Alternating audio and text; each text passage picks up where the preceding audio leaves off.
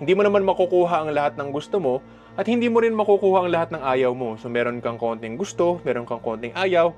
Ganyan talaga ang expectations natin dito sa mundo ng tao. Kapag maintindihan natin na ganyan talaga yung buhay, hindi tayo basta-basta na mawiwindang na doon sa mga mangyayari sa atin dito.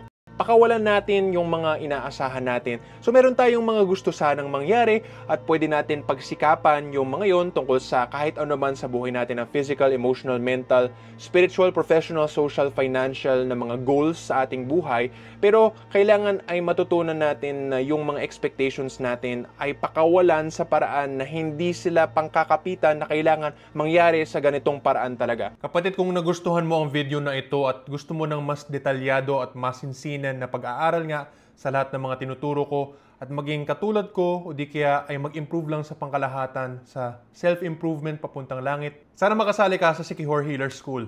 Ito ang exclusive membership site ko na may bayad ayon sa level ng membership na gusto mong i-avail. Sana magkita-kita tayo sa loob ng Sikihor Healer School. Salamat po at God bless.